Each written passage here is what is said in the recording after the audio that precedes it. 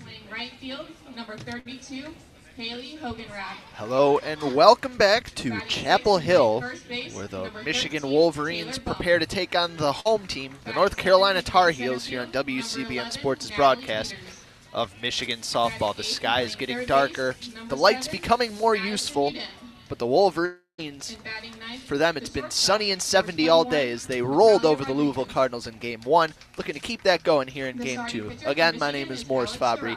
To my left, Jeremy Parks. And in the circle for the Wolverines, in this one, Alex Storacco, a freshman whom I have not sseen. What should we expect out of her? Yeah, so last week in Tampa, Alex Storacco was nothing short of really, really good.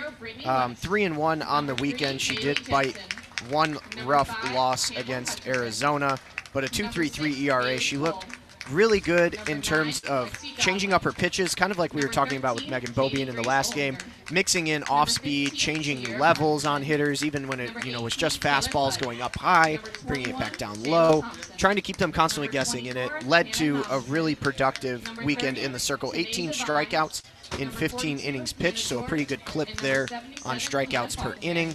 Was a little bit walk prone, had 8 walks in those 15 innings, so something to watch. The control, especially towards the tail end of the weekend, started to lose the control a little bit, but rebounded well in Michigan again, closing out the weekend with 2 wins there.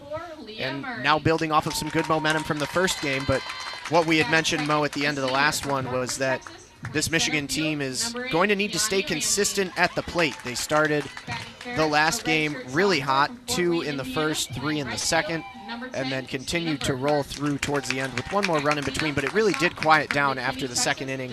Louisville did change pitchers, and the offense kind of quieted, so you want to see a little bit more consistency in keeping that offense steady throughout the game and see these hitters continue to stay aggressive. The lineup for the North Heels is currently being read over the public address system as they take the field. UNC, the home team.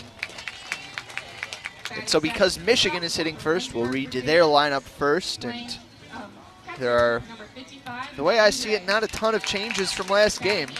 Maybe not any changes whatsoever. Correct. Leading off in left field, Lexi Blair. Hitting second, the designated player, Morgan Overitis. Hitting third at second base, Faith Canfield. Hitting fourth, the catcher, Katie Alexander. Hitting fifth in right field, Haley Hoganrod. Hitting sixth at first base, Taylor Bump. Hitting seventh in center field, Natalie Peters. Hitting eighth at third base is Madison Uden, and hitting ninth at shortstop, Natalia Rodriguez. They will be facing in the circle the lefty junior, Brittany Pickett. On the season, she has a 2.05 ERA. She is 1-0. Thrown 1 complete game, 12 strikeouts and 13 2/3 innings pitched, a 196 batting average against. Yeah, and Brittany Pickett was really the workhorse of this rotation for North Carolina last season. They do have a new freshman in Hannah George on the staff who seems to be pretty good, so if Pickett starts to get knocked around here, you may see George come in relief. And then looking for this Michigan offense again, Pickett can also hit at the plate, so again, helping her cause both in the circle and at the plate, this Michigan offense will need to be attacking early as they did in the last game. And Storacco should hopefully keep them pretty close with her offerings in the circle. Pickett appears to be generating some substantial velocity on her pitches. Throwing hard. Looks like the last warm-up, the throw down to second. Right on the money from UNC catcher Megan Dre.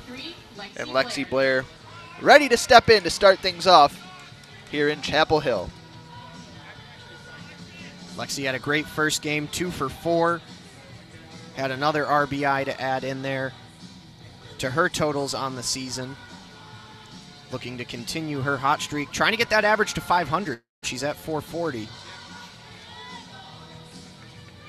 The infield drawn way in for the Tar Heels as Blair's still over toward the on-deck circle on the right side. Now she steps in. The pitch on the way from Pickett. Curveball called strike. Thigh high, inner half. Good location from the lefty Pickett to start things off. Pickett so far has 13 2/3 on the season, a 2.05 ERA. Opponents hitting just a $1.96. 0-1 swing and a pop-up down the left field line. Should be an easy play Taking some steps to her right and making the catch on the left field foul line is Destiny DeBerry, the left fielder, for the first out of the game. Now batting number 24, Morgan Overitis. That will bring up Morgan Overitis. Overitis, last game, 0 for 3, had a sac fly to center. Stands tall in the lefty batter's box, awaits the first pitch. Curveball called strike, outside corner. In the last game about how Overitis hit a lot of balls hard last weekend. Didn't quite see that in the first game. Looking for her to try and draw some heavy contact here. Again, a real pronounced in at the corners, back up the middle infield for the Tar Heels as Overitis cuts through the 0-1 pitch. The count now 0-2. This is a North Carolina team that came in unranked, had a really good opening weekend despite going 2-2, played a lot of close games. The 0-2 just off the plate away. They took down number 18 Baylor in 10 innings. They did get run ruled by Washington, or they did lose to Baylor actually, I'm sorry, close game. And then beat BYU and beat number 9 South Carolina 4-0. A battle-tested squad coming home against another ranked team. The 1-2 swinging a ground ball to second base, hops high then hops low. Fielded cleanly by Leah Murray, however, and she flips to first for the second out of the inning. A couple of routine outs to start things off for the Wolverines, and that will bring up Faith Canfield. Canfield, the righty senior, had a single in last game. 1 for 4 in that one. The righty stands near the back of the box. Takes the first pitch. Riser called strike at the knees. Right down the gut. Count 0-1 with nobody on and 2 outs here in the top of the first. Pickett gets her sign, delivers. Canfield squares to bunt, pops it up, heading back toward the backstop, sprawling and trying to make the play is Megan Dre, but that never, not quite out of the crouch quick enough. Interesting decision to try to lay down a bunt for a base hit. Down in the count 0-1, and the pitch was high. And again, like we said in the last broadcast, Wolverine hitters top to bottom still trying to stay sneaky with that bunt in 1 strike counts. Saw it last game from Madison Uden, and again there from Canfield. The third baseman, Berlin Delamora, nearly playing shortstop. The 0-2 swinging a grounder, slow roll to first. Fielded by the first baseman, Kirsten Lycia. Steps on the bag. And it's a 1-2-3 inning for the Wolverines to start things off here in Chapel Hill. Heading to the bottom of the first. The game's still scoreless as Starocco prepares to take the circle. The lineup she will be facing today. Batting first and playing second base is Leah Murray. Hitting second in center field, Kiani Ramsey. Hitting third in right field, Christina Burkhart. Hitting fourth, the designated player, Zoe Goodman. Hitting fifth at third base, Berlin Delamora. Fun name. Hitting sixth at first base, Kirsten Lycia. Hitting seventh behind the plate is Megan Dre. Hitting eighth at shortstop, Abby Settlemeyer. And hitting ninth in left field, Destiny DeBerry. It's a very top-heavy lineup the Tar Heels are sporting today. Yeah, like we were talking about before the broadcast started, the 1 and 2 hitters, Murray and Ramsey, hitting .545 and .417 respectively. The rest of the lineup, only 2 players batting over 200. Sorry, the correct answer is C12. And they're rattling off some trivia here in the ballpark.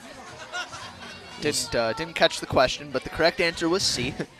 It did fill in here nicely for Carolina. A lot of Carolina blue here. They were expecting this game to start at 4 o'clock, so they streamed in towards the end of the last game. But again, pushed back by the first game. Michigan made up some time in their game against Louisville, but we're still getting underway just shy of an hour late here today. Still the dark blue unis for the Wolverines as Starocco winds and delivers, and the first pitch is a called strike. Belt high, outer half to the lefty, Leah Murray. Murray, a wide open stance in that lefty batter's box. The 0-1 on its way. Floats high for ball 1.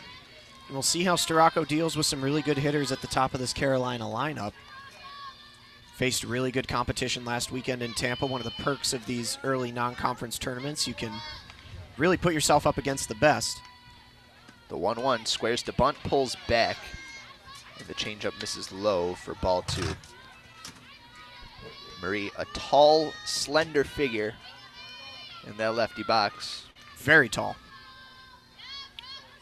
Her right foot near the right edge of the batter's box.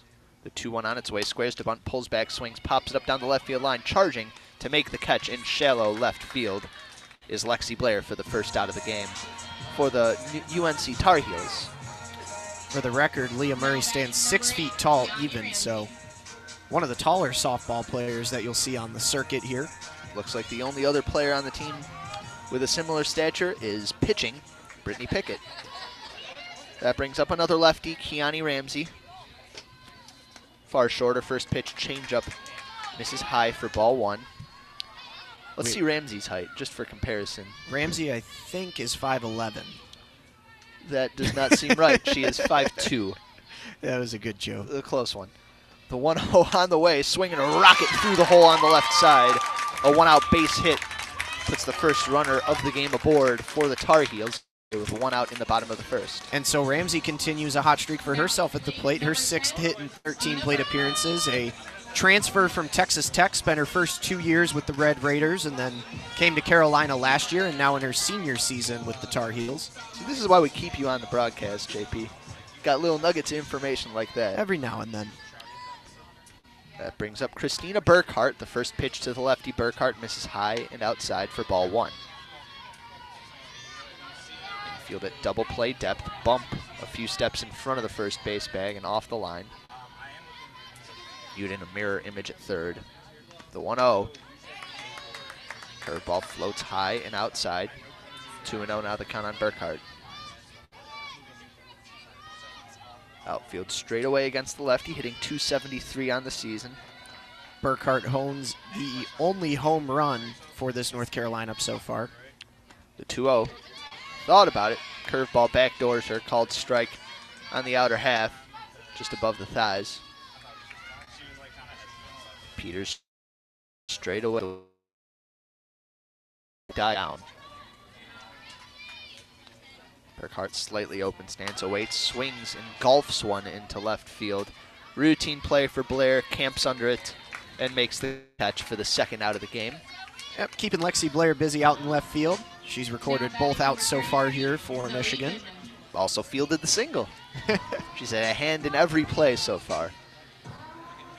That'll bring up the righty, the first righty in the Tar Heels lineup. It's Zoe Goodman, the designated player. 2 for 10 on the season. That's 200, mathematically speaking. Man, look at you. Stands toward the back of the box, cuts through the first pitch, runner goes, the throw down to second. Not in, the runner is safe, the throw is in time, but Natalia Rodriguez slapped down the tag, and I believe she missed the runner. Kiani Ramsey. Nope, the appeal down from home plate. Home plate umpire is going to say that it's an out. It must be that she left early or something like that, because the call on the bag over at second base was safe, and the throw from Alexander was right on the money. And it looked like Rodriguez sort of popped down the tag and lifted it back up before Ramsey even got there. Yeah, it could have been leaving early. We'll see how they put it down in the score, but Chris Tahanika is your home plate umpire for this game. Daniel Rogers at first and Sally Keller at third. But nonetheless, Michigan gets out of the inning with the 1 hit and no damage done. Yeah, I just don't see how you can appeal that and have it overturned if it's not the runner leaving early, because the call at second base is like a sort of snap judgment call that there's no way the home plate umpire is going to be able to overturn that. Home plate technically with the power to overturn it. I mean, if he really thought it was a bad call, but it was close. How is he going to see? I know, that's what I'm saying. From whatever the hypotenuse of a 60 by 60 triangle is away. Got a shout out in the YouTube live chat from DeWitt, Michigan. Again, our viewership down in this game because the game being video streamed on ACC Network Extra, but thank you especially to those of you tuning in with us here for this game. We still appreciate your listenership. If you want the video too and you're able to get that stream, just sync us up. I mean, you can pause our stream until we line up with your video if we run a little bit ahead. Yeah, we need the viewership more than they do. Yeah, we're down about half, a little more than half from the last game. So thank you again for those of you sticking around. We appreciate you wherever you're tuning in from, which, as the last game showed, is all over the place. Brittany Pickett back in the circle for the Tar Heels. Just cruised through the top of the order. The hitter she will face now, Katie Alexander, followed by Haley Hoganrod and then Taylor Bump. Alexander hit a double into the left center field gap last game. They still have not corrected the final out of the last inning in our stat broadcast. First pitch from Pickett up and in, and it hits Alexander on the upper left arm. Down to first base she goes, the first base runner of the game as she wears it for the Wolverines. Yep, right up back in the shoulder blade it looked like. Now batting number A quick flinch, but really no lingering grimace as Katie takes a strong trot down to first. That'll bring up Hoganrod, a rocket RBI double down the right field line. Back in the first inning against Louisville, set the tone for the Maize in blue. Wearing again dark blue. First pitch, takes, splits the plate, belt high, called strike one. Maybe a riser there. Alexander, not a big base stealing threat, but she has, I'd say, more speed than your average catcher. The 0-1 on its way. That one misses high, and the count evens at 1-1. Yeah, she was pinch run for in the last game, but staying in there at first base here. The Tar Heel infield at double play depth. Pickett gets the sign, the 1-1. Swinging a ground ball off the glove of Pickett. Falls toward the back of the circle. She picks it up and flips it to first for the out. And I wonder if Pickett's might have hurt her hand knocking that down, because that ball was absolutely scalded and she has her glove off. And she's also wearing what looks like maybe a brace on that right glove hand as well. She's got something that extends down towards her hand like a white half sleeve, and it looks like the home plate umpire is going to head out there and have a word as well, but she seems like she'll stick in there steady, good to go. Yeah, her catcher Dre and I think the second baseman Murray were both seemed kind of alarmed after the play. Been a lot of comebackers here in these first couple of games that we've seen so far here in Chapel Hill. Alexander moved to second on the play. She's there with one out for Taylor Bump, who swings at the first pitch and skies it foul on the right side. It's going to roll along the roof of the Ken and Cheryl Williams hitting facility before falling back down toward the Tar Heel bullpen. 0-1 the count. Natalie Peters on deck. Pickett gets the sign. The 0-1 misses high. Count even at 1-1 on the sophomore Bump. 0 for 2 with a strikeout swinging in game one.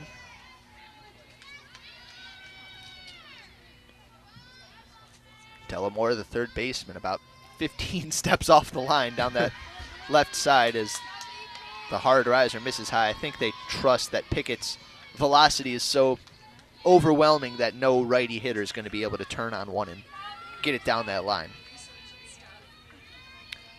You see it often with like center fielders shading to the opposite field, with Bobian on the bump. Another grounder back up the middle, bobbled by the pitcher Pickett and bumped down to first base.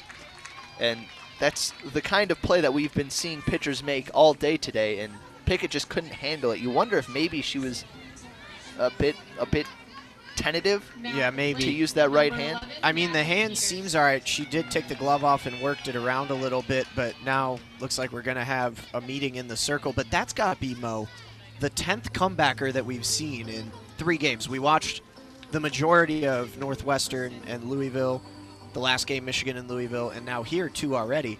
There have been a lot of hard hit shots going right back to the circle.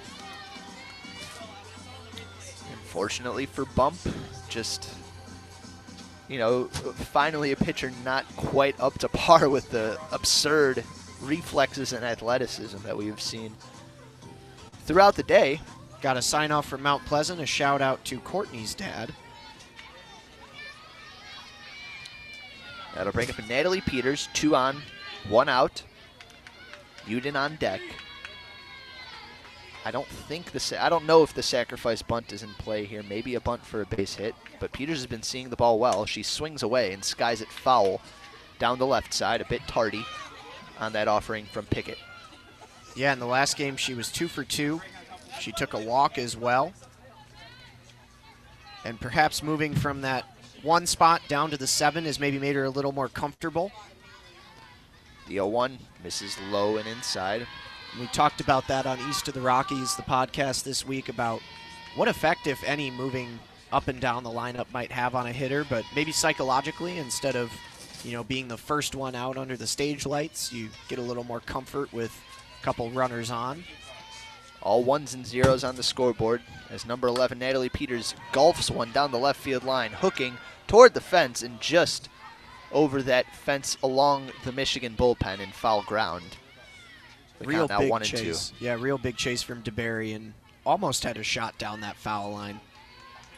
Just creeping over that foul side wall. Looks like the cameraman to our left tracked that one expertly. DeBerry, the left fielder, shaded toward the line as Pickett misses high with the 1-2 offering. The count moves to 2-2. Alexander on second, bump on first. The infield shaded toward either side. Peters likely won't be able to slap one through that left side. The 2-2 on its way. Changeup misses low and in, and the count runs full. It's good work by Peters here to get back to the full count. A patient battle looking to add to Pickett's troubles. There is room to put her on base, but not a lot. Swing and a pop-up right side. Looks like it's going to land foul as Bonnie Thole over at first base was hopping and gesturing at her runners to go. She knew no fielders were going to get there, but the ball landed a few feet foul. Yeah, another one of those nubbers off kind of the end of the bat, pulled over towards the first base side. So a couple of hits in foul territory that draw chase but do not wind up in a glove. Peters, the lefty, crouches low, holds the bat out in front, pulls back the 3-2 swing and a foul between her legs. It bounces shy of the North Carolina dugout, hitting off the backstop on the right side. Carolina playing in their home whites with the Carolina blue lettering and their pattern on the shoulders. I don't know what you call that pattern, the kind of triangular thing that Carolina does. Another payoff pitch misses low and away. Peters works a one-out walk, and the base is now full for Madison Uden. So that's going to be a perfect time to bring up a comment that we had sent in our East of the Rockies group me from Alex Drain earlier this afternoon, that Hutch mentioned in the interviews this week that Michigan was working a lot on bases loaded to improve clutch and power hitting. They did get 3 runs off of bases loaded situations with no outs in the last inning of the game that he was texting. I was reading word for word. I don't remember what that inning was, but again, maybe showing some signs of hope. First pitch to Uden, big swing and a miss for strike one. And Uden could try and put it all together here for the Wolverines. She's 4 for 7 so far on the season. I think that is including the last game stats now. Uden holds the bat out in front. Pickett winds, delivers the 0-1 pitch. Called strike, snap throw down to third, and Alexander gets back just before the tag. Hutch signaling to her eyeballs for Uden to watch the ball all the way through. Behind in the count, 0-2. A fly ball to the outfield will score a run. Swing and a foul. Just back to the screen. Kind of a one-handed half cut, just spoiling a pitch she didn't want to hit. Yeah. The count remains 0-2 on the lefty Uden. Stands tall. Crowds the plate just a little bit. Now crouches low. Holds the bat high. The 0-2. Curveball misses high and away. Gets away from the catcher, Dre, but always in control of the situation. It didn't trickle far enough for Alexander to scamper home from third. Yeah, it was in her glove, just didn't squeeze the leather to it, and it kind of escaped out and sort of down the first base foul line, but only a couple of feet. The bases remain full here in the top of the second. A scoreless tie. Pickett winds the 1-2 to Uden. Curveball, tried to spot that on the inner half. A lot of juice on it. Uden jumped out of the way, and it was a close ball. Yeah, you might have heard that from the natural sounds here, the Carolina crowd with a bit of an ooh. That one was well sold there by Uden up and inside, trying to give a little jump away to sell it as being a little more inside than it might have been. The 2-2 on its way. Called strike three. It gets away from the catcher, Dre, however, and Alexander is going to score on the passed ball. Down on strikes goes Uden, but the Wolverines take the lead. And that's heads up by Katie Alexander. Caught kind of everybody confused there. I mean, Uden had the called strike. She didn't swing. It got up into what seemed to be the chest pad of the catcher, Dre, and then getting back to the backstop, and Alexander gone. Meanwhile, I don't think you knew what was going on as she just kind of stood in there confused for a minute, but that's the first run of the game, scratched across. That'll bring up Natalia Rodriguez hitting righty with runners now on second and third. First pitch splits the plate for a called strike one, thigh high. So nobody gets an RBI for that one, although I guess Uden did well enough to make the ball come into the chest pad on Dre. Yeah, I don't think we can credit Uden for that one, Jeremy. You can try. 0-1 the count, pitch on the way. Rodriguez takes, it's a curveball for a called strike. Belled high, outside corner. The count now 0-2 quickly. So a confusing play, but Michigan with a 1-0 lead here with a chance to bring some more across. 2-out offense, again, another thing that we talked about in the last broadcast.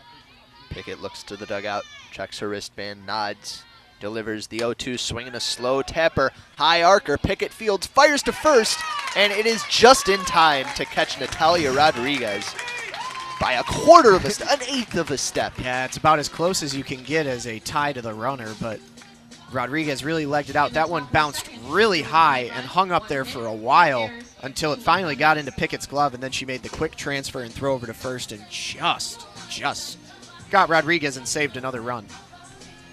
So the Wolverines get one on the passed ball. I imagine that was just an attempt by the catcher Dre to frame the pitch, and in trying to frame it, just kind of lost focus on catching the ball for a second, and yeah, that's the margin in this game so far.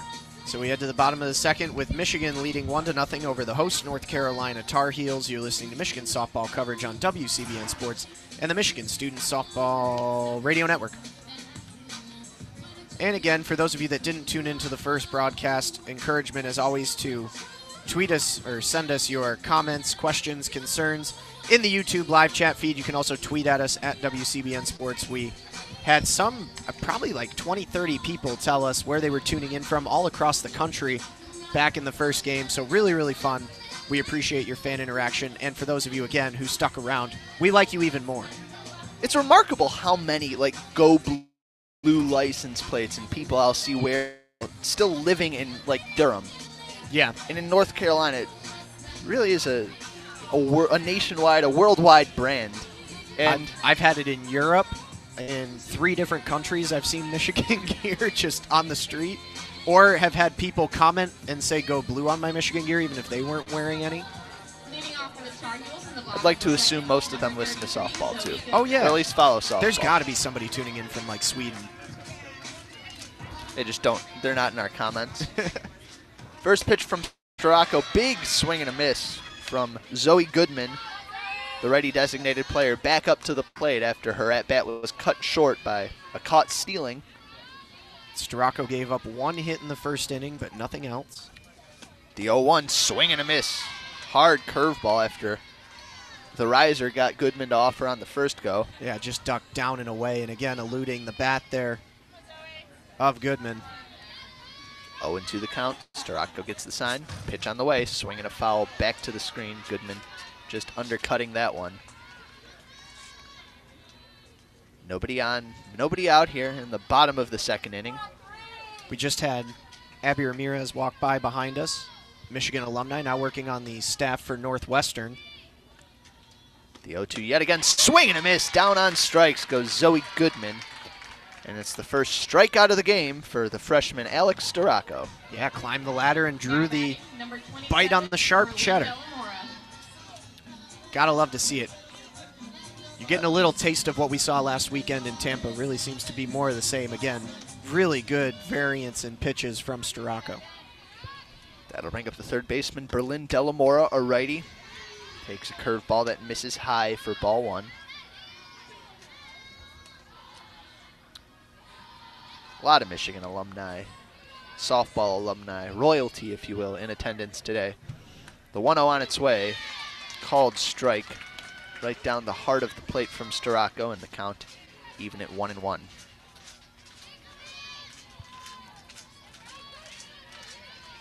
Storako working quickly. The 1-1 on its way. Curveball called strike outside corner, well framed by Alexander, and the count moves to 1-2. Storako checks her wristband. Love watching her twirl that ball in her right hand before she brings it to the glove. The 1-2 swinging a line drive right center field. That one's going to be trouble, and it's going to one hop up against the wall. Fielding it and firing it into the infield is Natalie Peters. She and Hoganrod already shading deep to begin with, got it into the infield before Delamora could take the turn and go to second. So it's a one-hop single off the wall. Well, luckily Delamora, not a fast runner. That's just a really hard hit single. So she was not quite nearly to first base by the time it was gobbled up in the center gap out in right. That pitch just caught far too much of the plate, and Delamora punished the righty Storako for it. So 1 on, 1 out for Kirsten Lycia. First pitch misses high for ball 1. Up and in. We've got several of you who commented and let us know that you're watching our stream synced up with the ESPN video. We appreciate it, and we love you all. Also, I'll have another comment again in a minute, Morris. The 1-0 squares to bunt as Lycia pops it up foul off the screen on the right side. Drain dropped in the chat to let us know that for those who saw the video of the pass ball that scored Michigan's run in the last half inning, that it didn't actually go off the chest pad. It literally just went off the glove of Dre. I mean, that's what I saw, but I wasn't going to say anything. Well, there you go. I don't want to call you out, JP. I'm sure. Your mind's playing tricks on you. You've been up a while. I'm sure. The 1-1 curveball just missed off the plate inside, and I think I disagree. But it's a good pitch again. Either way, the count moves to 2-1 with 1 on and 1 out here in the bottom of the second inning. Michigan leading 1-0 over the Tar Heels. 1 run on 1 hit for the Wolverines. No runs on 2 hits for North Carolina. Swing and a miss. Curveball pulled the string as Lycia lunges across the plate in the aftermath. The count 2-2. Infield shaded deep up the middle for the Wolverines. The 2-2 swinging just a tapper foul. Storako took something off of that one. We haven't seen Michigan turn a double play yet so far in this early season, but again, a ground ball with a slow runner on first base might be a decent opportunity if they get one down on the dirt. Lycia, the freshman, hitting 167 on the season. An open stance. The 2-2 on its way up and in, and it hits her on the hand. Base goes Lycia. Moving over to second is Berlin Delamora, and Storako putting herself in a bit of a jam. Yep, Megan Bobian also had a hit batter in the first game for Michigan. But yeah, that'll put runners on first and second with 1 out, and the first real test for Storako is going to bring Hutch out to the circle. So some command issues first. Losing a favorable count to Delamora by grooving one down the middle, and then wildly missing inside against Kirsten Lycia. 2 on, 1 out for the Tar Heels. And it seems less like a commentary just to Storako and more like to the entire infield, as Hutch was addressing everybody in the circle, save for the outfield, who are grouped up in center. Number 21, Shayla Thompson. And now pinch running at second base. And now at the plate for replacing the Tar Heels, Delamora number 55, is Megan Dre. number 21, the outfielder Shayla Thompson, a freshman. So a little more speed for Dre, the catcher, looking to perhaps atone for her miscue that led to a Michigan run. The righty Dre awaits the pitch from the righty Storako and misses low for ball 1. Peters playing real deep in center field. The other outfielders straight away. The wind's still dead. Uden even in with the bag at third. Storako winds the 1-0, swinging a foul back to the screen. Looked to be in a pretty juicy spot to hit, but Dre couldn't square it up. Yeah.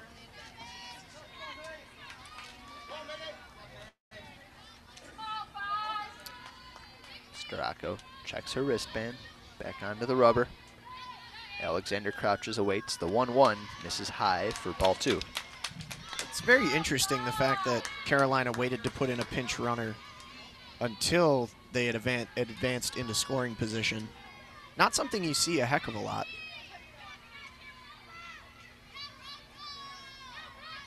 The righty Dre crouches low, holds the bat nearly parallel to the ground. The 2-1. Big drop on that drop ball, but it drops out of the zone low, and the count moves to 3-1 on Dre.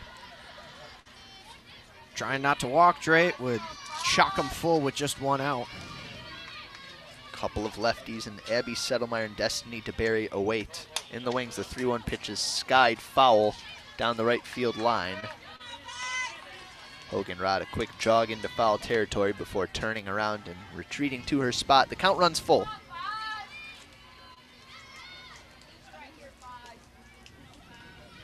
Dre crouched back in the box. Stracco steps to the rubber. Rocks back. The 3-2 pitch misses high for ball 4. And the base is now full for the North Carolina Tar Heels here in the bottom of the second inning, looking to even things up and maybe add on a few more. Stracco getting some words of encouragement as Faith Canfield steps in close to the circle to yell some praise, and I think we're going to have either a pinch hit or a pinch run here, as it looks like a change coming at home plate. Looks like a pinch hit.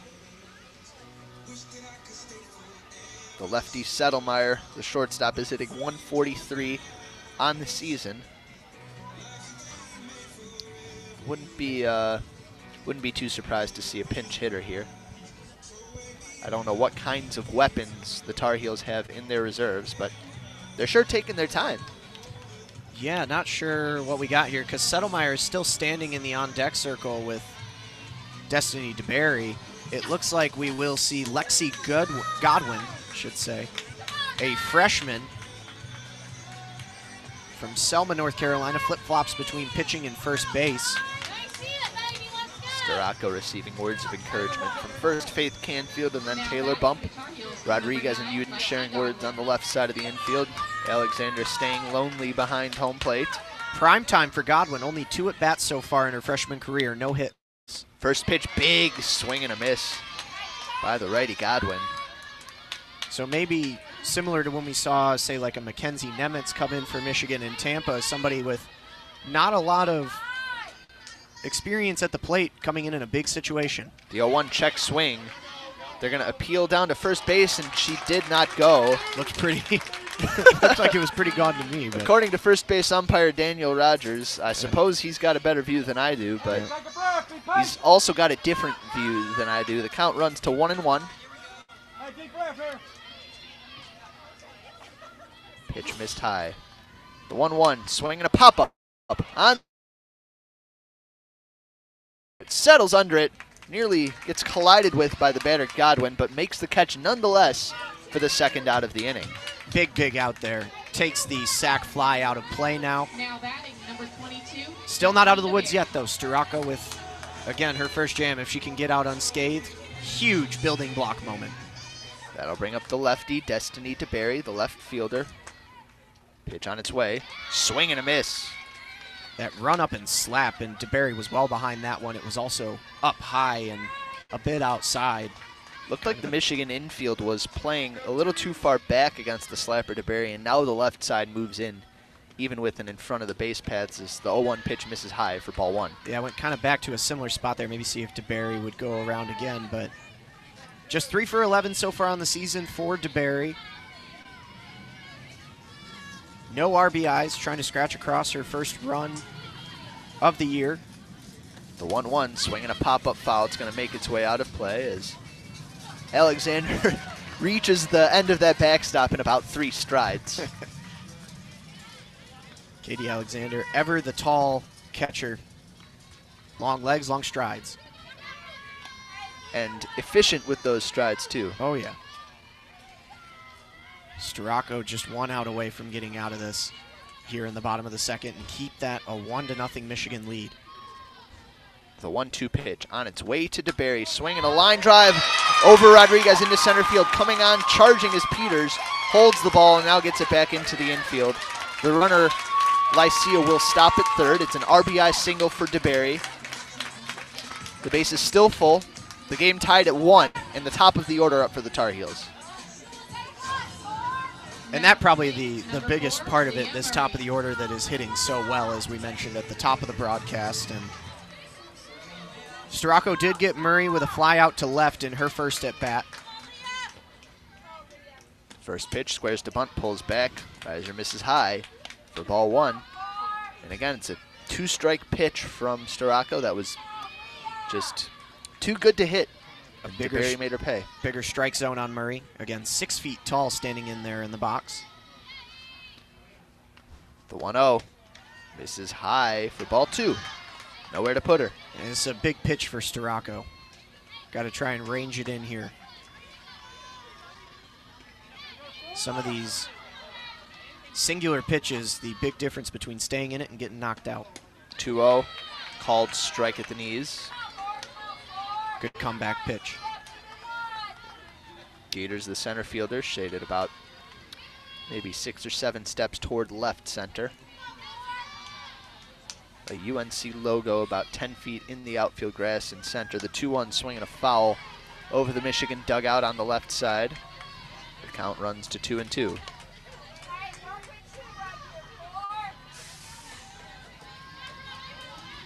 A chance for this game to be swung in either direction here in the bottom of the second.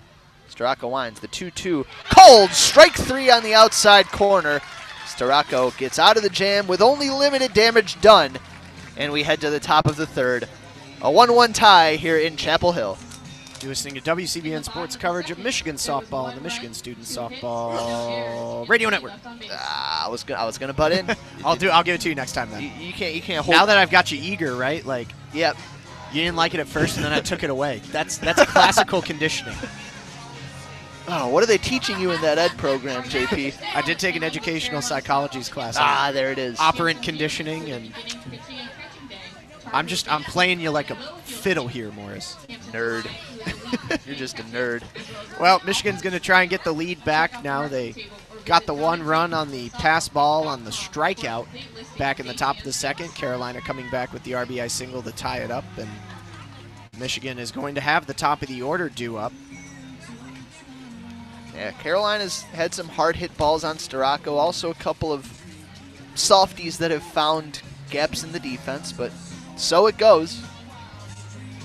And no matter how the runs have come, the score is the same on the scoreboard where it counts.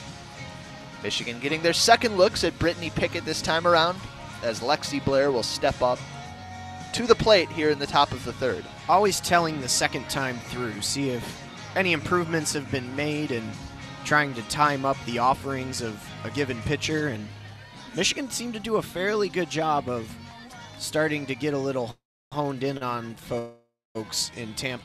A little odd that they gave Bump a hit on that comebacker that Pickett knocked down. Yeah. But maybe some home cooking. Number 3, Lexi Blair. So the first pitch to Blair is swung on and popped up foul left side. It's going to bounce off of the roof of the Michigan dugout near a cameraman and into the first row of the bleachers. And I wasn't paying extremely close attention to this in the last game, but I don't think Lexi Blair has really taken more than 3 or 4 pitches in these at-bats. She's been very aggressive at the plate early. She's had some fouls, but just letting it go by, rare. The 0-1 she takes, and it misses just off the plate, low and away for ball 1. A couple of jeers from the Tar Heel faithful. Thought that one maybe got the low outside corner. 1-1 the count. Pickett gets her sign. Delivers, swinging a high chopper off the glove of the first baseman, Lycia, and into right field for a leadoff single. Lycia drawn very far in by the threat of a Blair bunt.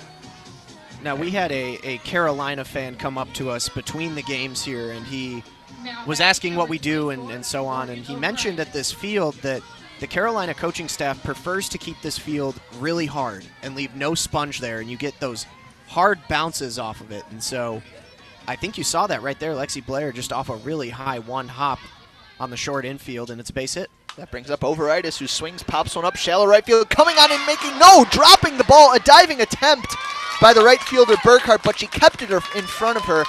Blair indecisive, thrown out at second base on the force out, and honestly, I can't really blame her. It looked like Burkhart was going to make that catch. Yeah, it really did, and again, it was going to be a tough play. I thought maybe it had been a trap before the ball squirted out, but again, when you're on the base paths, you got to play conservative, and sometimes they just land a little awkwardly like that, and it's like a pop-out fielder's choice type.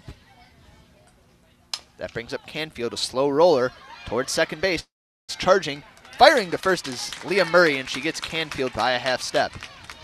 Moving over to second base is Wolverines. So now with 2 outs, that'll bring up Katie Alexander. Now batting number 17. Yeah, a bit of tough luck Alexander. for Overitis and for the Wolverines, turning what could have been a big rally into a standard runner on scoring position with 2 out scenario. See if Katie can get her nose to another extra base hit here. Pickett gets the sign. First pitch. Drop ball misses low for ball 1.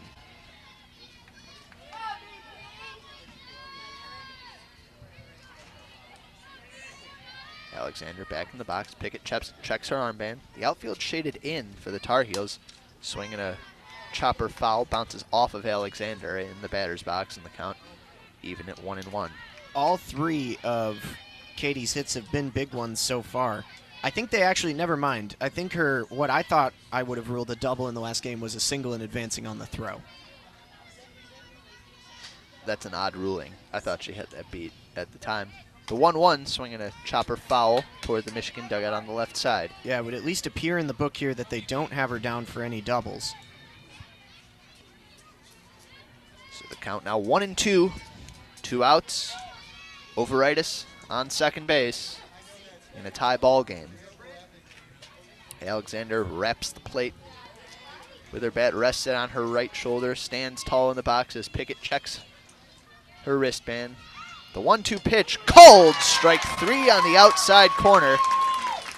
And Pickett sets down the Wolverines. With no damage done, we head to the bottom of the third, a 1-1 ball game here on WCBN Sports' broadcast of Michigan softball. There were no runs, 1 hit, no errors. And that's why Michigan's got to stay aggressive at the plate throughout this one, Mo. Again, a tough break again on the Overitis, kind of shallow shot into right that winds up essentially being a fielder's choice, but Michigan still is hitting the ball well off of Pickett. They need to continue to attack at the plate, and they're getting good contact, and they're allowing Carolina to make some mistakes as well. So, yeah, I mean, Pickett picked it, man. Yeah. Like that was yeah, that was a real bit of artistry right there, painting the corner on the backdoor curveball. and now Starocco going to head back out to the circle and look for a bit of a quieter inning as she does that fun trick where you bounce the ball to the inside of your elbow and back into your hand. Contrast between these 2 pitchers. Pickett, an imposing, fire-throwing lefty, and Starocco, a more finesse-minded righty. Pickett a junior, Starocco a freshman. The result's the same on the scoreboard, but I think North Carolina has been getting better contact in this one than Michigan has. It'll be the middle of the order up for the Tar Heels, the 2, 3, 4 hitters to be precise. Kiani Ramsey, followed by Christina Burkhardt and Zoe Goodman. Ramsey, a single through the left side of the infield in her first at-bat, was caught stealing. Time called before the pitch. Not sure why. It had been fouled back, but yeah.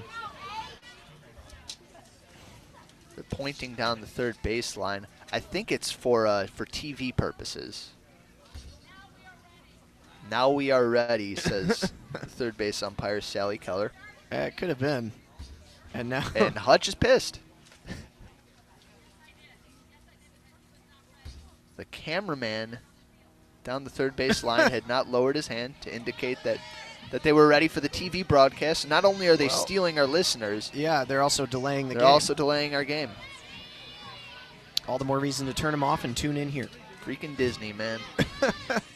So the first real pitch to Kiani Ramsey, squares the bunt, pulls back. It's a called strike anyway. Well, it would have been an 0-2 count had the initial foul back counted. So You can look at it that way, or you can just say that the ball don't lie. we shall see if the ball don't lie here. Ramsey in open stance. The slapper awaits the 0-1, swings and skies one foul on the left side. Over the screen and well back out of play. I wish we were consulted about whether or not we were ready to start innings. But JP, we're always ready to start innings. But what if I'm not? What if I want to go get like a drink of water or something? Too bad, you're in the wrong business. Do you think if I yelled down, I'd be like, hey, radio's not ready? They probably look at us like we were crazy. 0-2 the count on Ramsey. The pitch on the way from Storako misses high for ball 1. Such a weird visual of Ramsey, the hitter, like several steps out of the batter's box in the follow-through after her swing. Yeah. Kind of that Ichiro run-up. The 1-2 swing and a pop-up, left side. Rodriguez ranging back, Blair ranging in. It'll be Blair's ball, and she makes the catch for the first out of the inning. So it don't lie. It don't lie. No harm done by the intervention of Now batting number 10, Christina Burkhart. ESPN. And that brings up Christina Burkhart. Burkhart flied out to left field in her first plate appearance. Infield and outfield straight away, nobody on, 1 out in the bottom of the 3rd, first pitch. Curveball misses high for ball 1. Fly out to left in the first at bat for Burkhart. Storako checks her armband onto the rubber. Winds the 1-0, swing and another pop-up. I think this one might stay in play. Alexander loses sight of it though. Yep. And it bounces behind her, still in foul ground.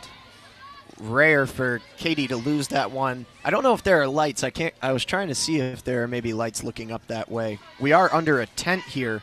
If the next field, to the press if the box. field is symmetrical, they're probably like in a similar spot to the lights that I'm pointing to our right. Yeah, but it just carried over a little too far. The 1-1 curveball called strike on the back door. And Burkhart behind in the count, 1-2. Yeah, it looked like Alexander didn't really, just never really picked out that ball in the air. Yeah. The 1-2 on its way, swing and a miss. Down on strikes goes Burkhart, and maybe, just maybe, Alexander was looking to pad her freshman pitcher's stats. Playing 9th dimensional origami. Is origami a competitive game? Can you It can be, I call it think. that? Competitive origami? I think I'd watch that Yeah. if I were bored enough. 3 strikeouts now for Storako. That brings up Zoe Goodman, who struck out her first plate appearance, rips one back to the screen behind home plate for strike 1. And so after Storako struggled in the early going, she has mowed down the number 2 and 3 hitters in this lineup. We got to thank you for updating on Hutch's mood. Always happy. The 0-1 change up and a 2 at the knees. I wonder where she's been watching that pitch come from. Perhaps a Megan Bobian, and perhaps Megan Bobian has been watching Storako throw that changeup. Little play together. The 0-2 hard riser misses just up and in. Alexander gives some nods of approval toward her pitcher, Storako, because that pitch was right where she wanted it. Yeah, that's the right spot. Go right back there. It was a dandy. Now the 1-2, swinging a foul, back to the screen. Goodman just undercuts. Struck out swinging at the high cheese in her first at-bat, which came split between the first and the second innings, though only officially in the second. The 1-2, swing and a miss, down on strikes goes Goodman. Storako cruises through the heart of the Tar Heel order, and we head to the top of the 4th in a 1-1 game here in beautiful Chapel Hill, North Carolina. You could say she Storoked them in that inning. Couple of strikeouts. Can you define that? Storok? Like Storok them out? Like rocked them. Like just like rocked them at the plate. What does it mean? It sounds like good, like aggressive. I'll allow it. You're the expert here. I've been out of practice. Clearly, this is how the broadcasting kids these days talk. Hey, I'm happy to report that our listenership has about doubled since the start of the broadcast. So hopefully those of you that have been watching on ACC Network Extra have realized the superior quality content delivered here in the audio form on WCBN Sports and have linked us up with their video feed. Yeah, I doubt it does sync up perfectly if you want it to. I doubt they're using part of the Michigan pitcher's name in verb form to describe exactly an efficient inning. You can only get that. Yeah, where else would I have learned today that the study of birds is ornithology? You didn't learn it. You said it. I said it the wrong way. I was corrected. Said ornithology. Yeah.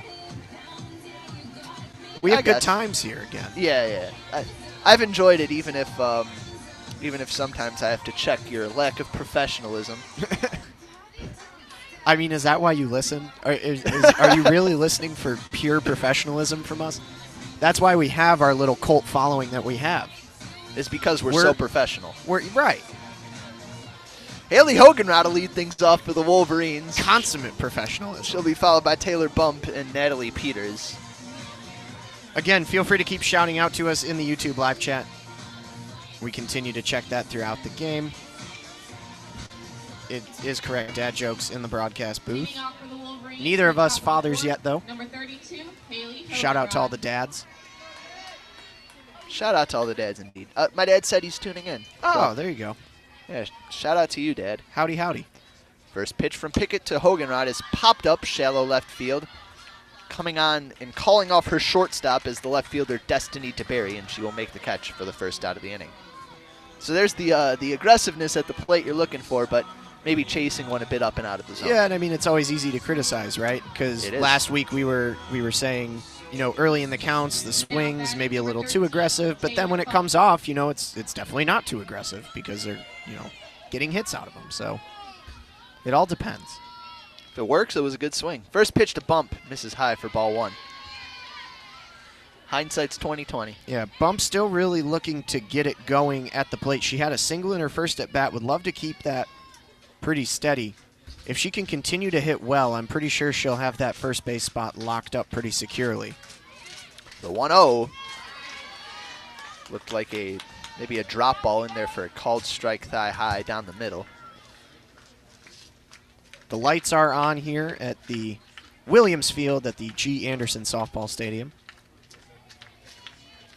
Pickett winds the 1-1 to Bump, swinging a jam shot foul out of play. Yeah, on real the right late, side. real late and up in close on the hands there. And so it's not only Pickett who knows what the pitch is from the dugout, but also the catcher, the shortstop, the second baseman, and the first baseman. Because they've all got it. They're all looking in. They've all got their wristbands. Yep. And they all look kind of in unison. The 1-2 swinging a slow tapper over toward first, fielded in foul ground by the first baseman Lycia. Yeah. And so the at-bat continues for Taylor Bump. Hutch, 2 quick claps, encouraging her first baseman. I guess you can maybe try and get a better idea of, depending on the pitch, the likelihood that it's coming your way. Statistics behind that. The 1-2 swinging a ground ball over to second, fielded on 2 hops by Murray. Fires to first for the second out of the inning.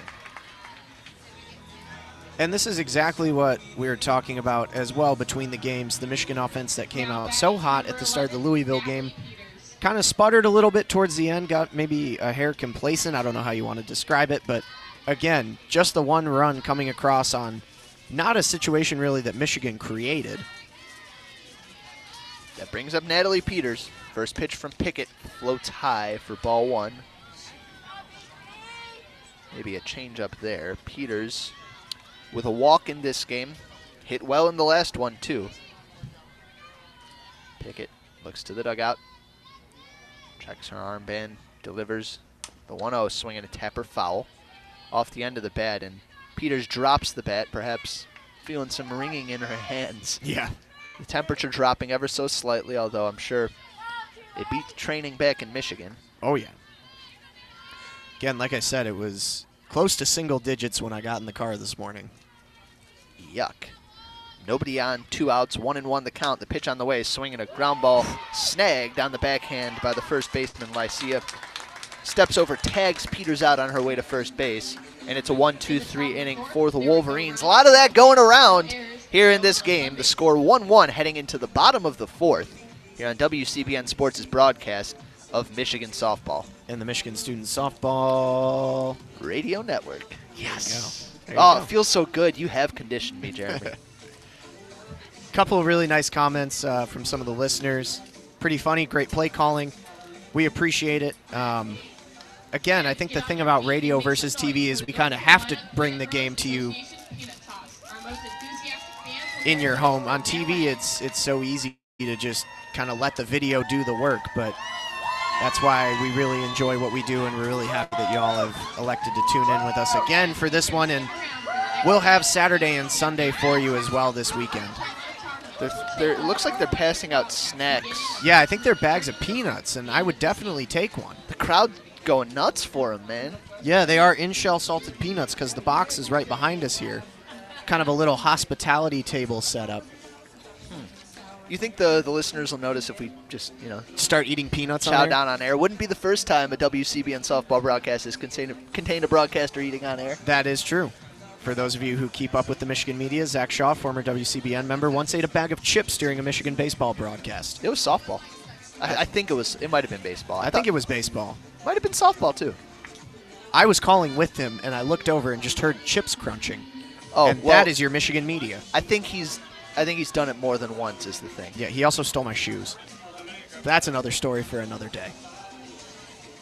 I love those Nike free runs. Yeah, maybe in a game where the outcome is not in doubt, we can take a break from the action and tell the harrowing tale of my lost shoes. Of your lost shoes.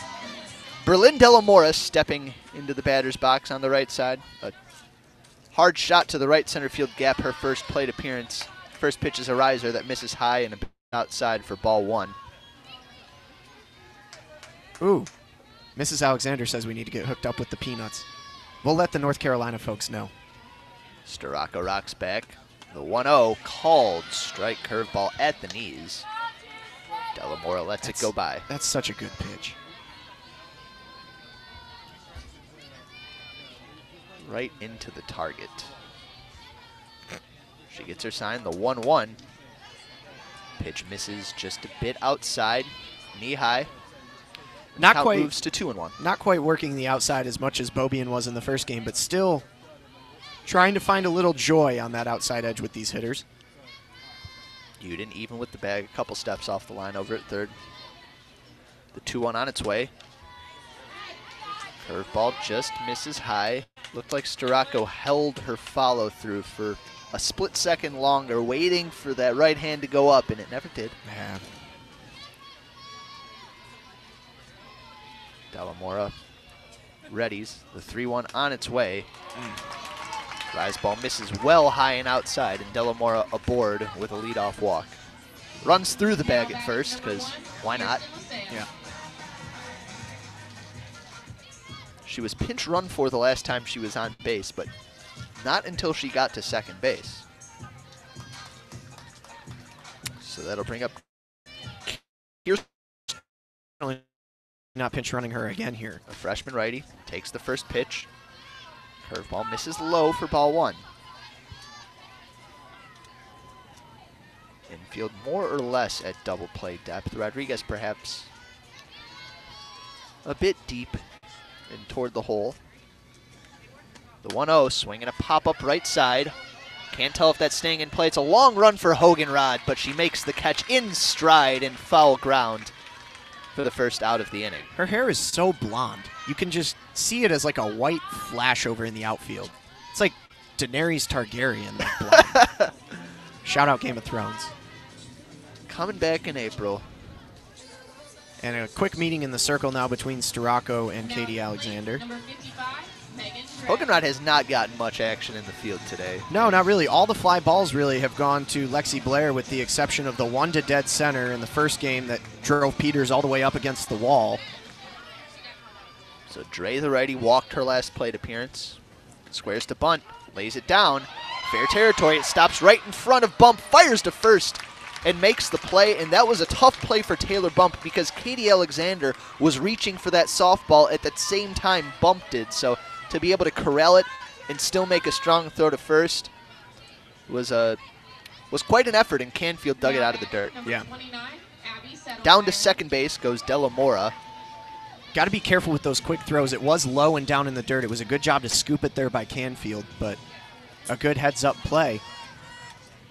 No pinch runner again as Delamora gets down to second. That'll bring up Abby Settlemeyer. First pitch. Curveball misses high for ball 1. Settlemeyer was pinch hit for in her last would-be opportunity. Lexi Godwin popped out in her place. Now hitting for herself, the 1-0 swing and a fly ball down the right field line. This one is trouble, and that ball is gone! A 2-run home run for Abby Settlemeyer, and the North Carolina Tar Heels take a 2-run lead in front of their home crowd.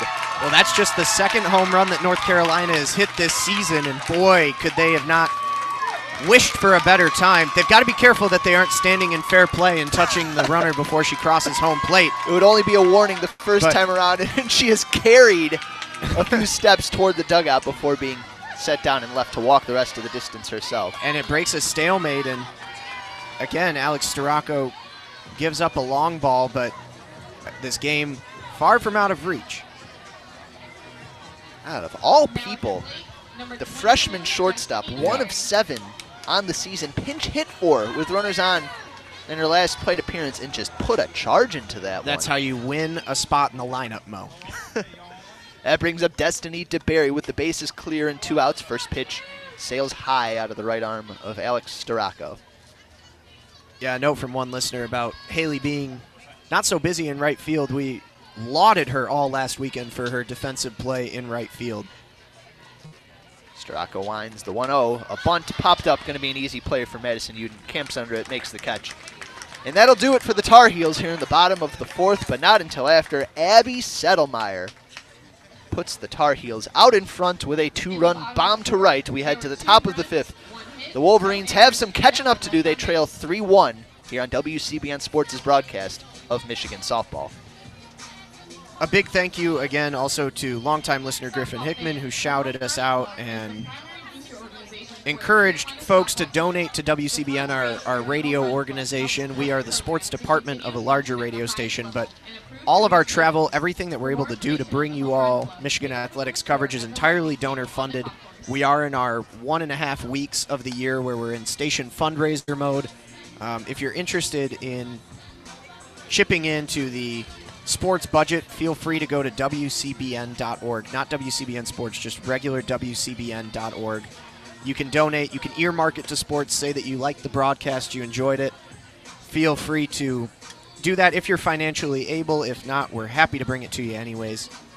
But if you are, think of it maybe more like a subscription service, you know? You know you're going to get good coverage from us for the rest of the season. You've already got Tampa and Chapel Hill in the bag, and we'll continue to do our best for you. So that's my one appeal.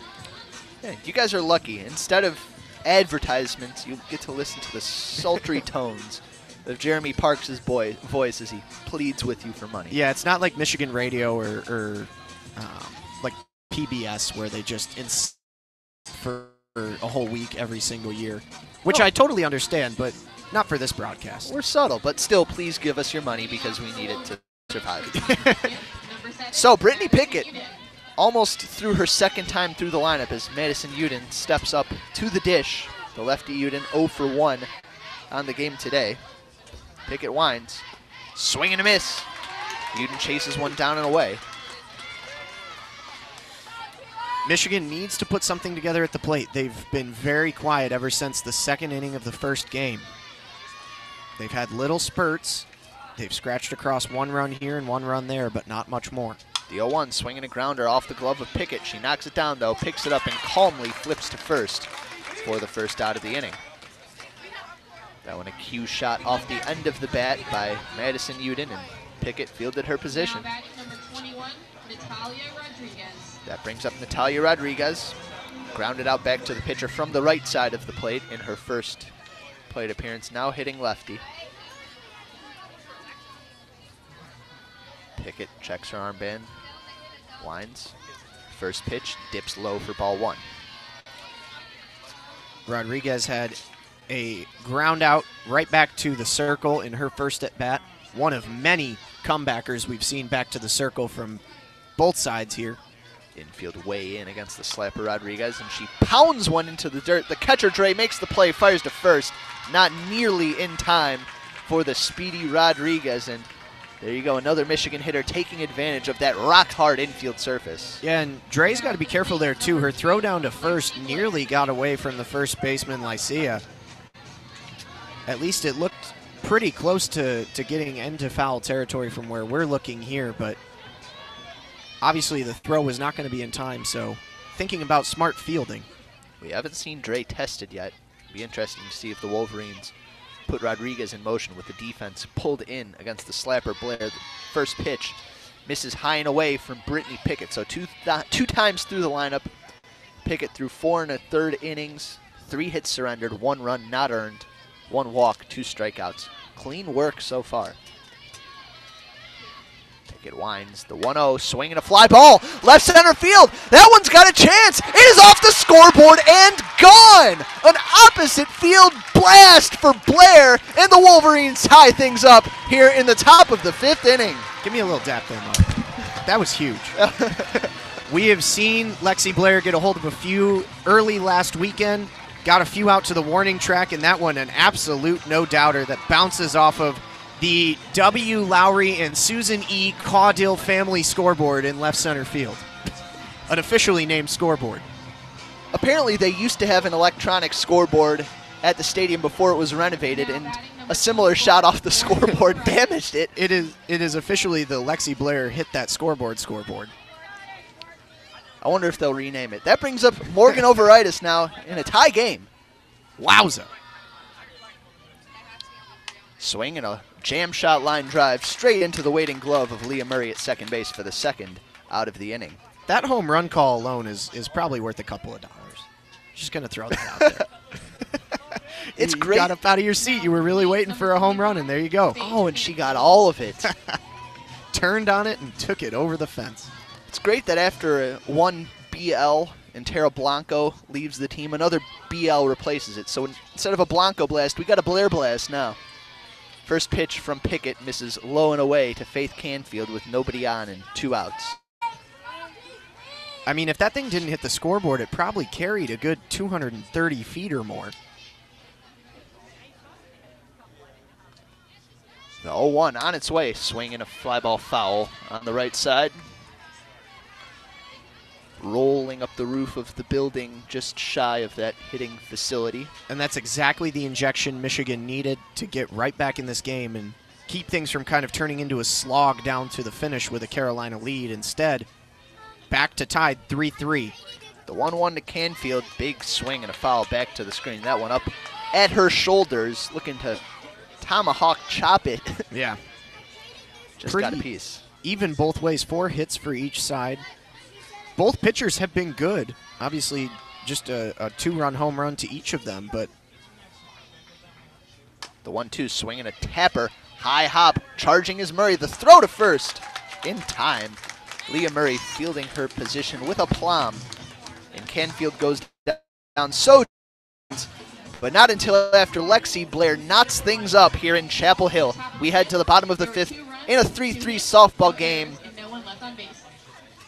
You're listening to WCBN Sports coverage of Michigan softball on the Michigan Student Softball Radio Network. Thanks for filling that in. I kind of just you're so excited. I couldn't decide what to say, man. It's been a doozy of a game. There was a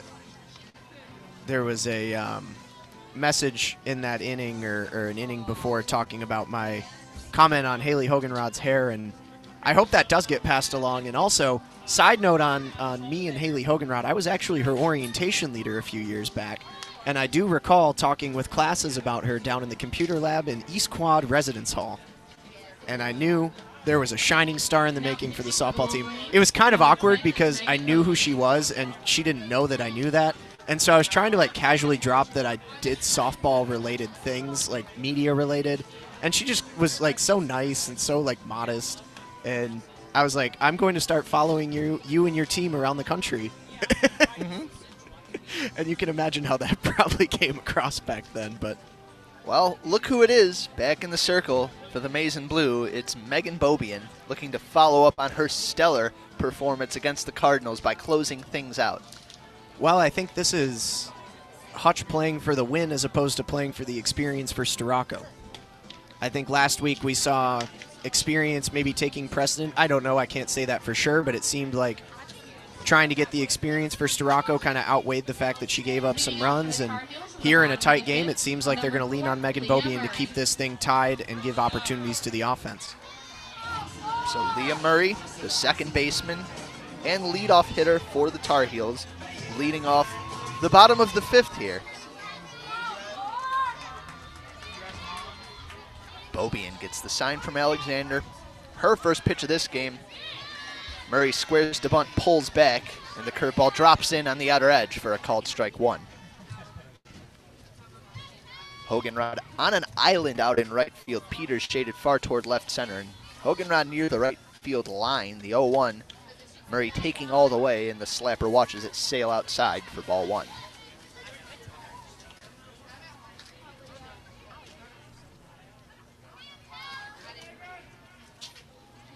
Bobian gets the sign. The 1-1 on its way. Ooh, curveball. Froze her. Called strike.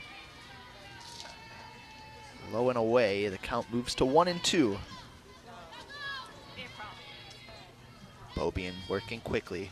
The 1-2 on its way. Curveball misses low and away. Similar spot.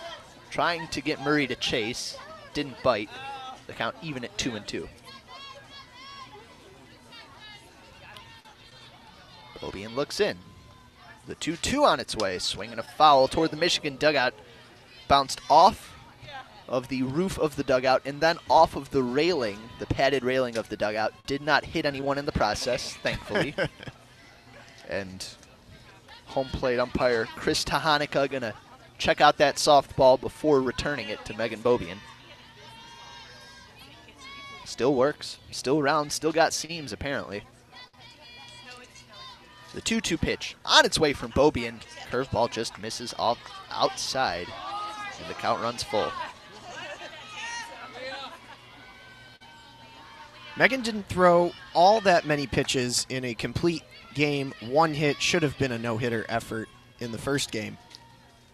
The payoff pitch, swinging a foul, spoiled back high off the screen on the left side. So to say she probably is still feeling pretty fresh.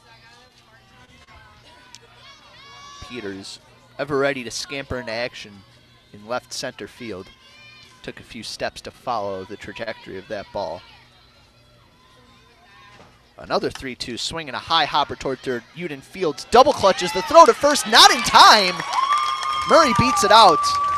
Yeah, it looked to be about a tie, so that one was hard. Uden had to sit back on it, wait for it off the one hop, and then had a little bit of a slow transfer from the glove to the hand, and the throw was really good, really strong. It was going to be a close play all the way, and beating it out at first and getting a leadoff runner on for the Tar Heels. That'll bring up Keani Ramsey, one on, nobody out. Murray a threat to go down at first base. Bobian delivers, squares to bunt, pulls back. The defense ready. The pitch misses high for ball one.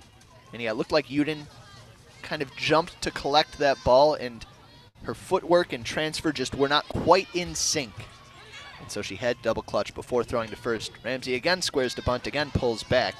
And this one's in there for a called strike, the count even at 1-1. The defense hyper vigilant with Murray a threat to go down there at first base. We know Alexander can put throws on the money. Murray, the only starter for North Carolina with a successful stolen base this season. The 1-1, swinging a line drive down the left field line. That one's a fair ball, cut off by Blair. Comes up throwing toward third, and that throw cut off by Natalia Rodriguez. It's a double. In at second base is Ramsey, and the Tar Heels with two on and nobody out, threatening again here in the bottom of the fifth. A couple tough knocks against Megan Bobian, and again, that top of the Tar Heels lineup just proving that they are something else compared to literally everybody else in the lineup.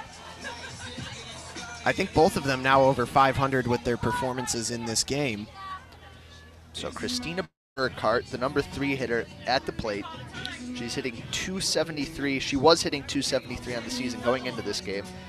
She's flied out to left and struck out. Behind her is Zoe Goodman, who has struck out twice. I wonder if you entertain the possibility of intentionally walking Burkhart here to create a force out at home, or do you let the lefty Bobian pitch to the lefty Burkhart? We shall see what becomes of this. If Bobian can get out of this with no damage done, I will physically bow before her, prostrate myself to greatness. Bobian gets the sign. First pitch misses high and outside for ball one. Make sure you're not stretching the cord on that headset. Make sure I don't carry all the equipment with me off the table. Runners on second and third. Nobody out. Bottom of the fifth in a tie game. 3-3 your score. The 1-0 pitch from Beaubien. Curveball called strike at the knees on the outside corner. Very nice as that one just bit the corner of the zone, painting it like Picasso. A Herculean task in front of the sophomore hurler. The lefty gets her sign. The 1-1 changeup in the dirt. Good block by Alexander. Good eye from Burkhart to let it go by. Yeah, check swing didn't go around. Rodriguez and Canfield about even with the baselines. Infield pulled in. The 2-1 on its way. Swinging a foul. Rocketed off the backstop on the left side. And the count runs to 2-2 on Christina Burkhart.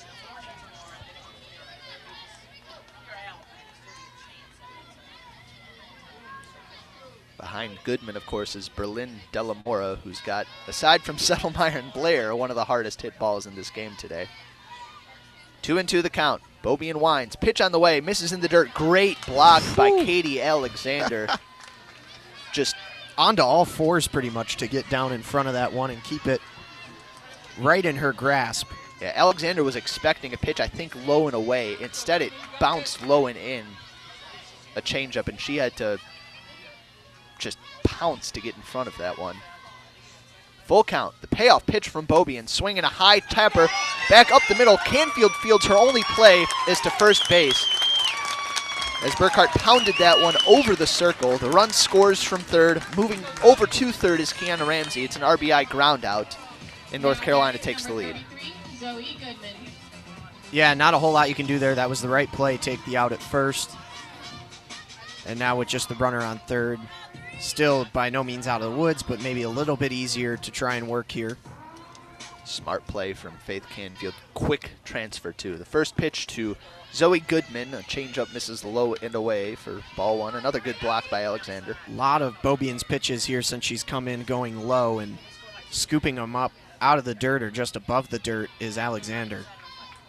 The righty Goodman awaits the 1-0 pitch. Inside, and it hit her.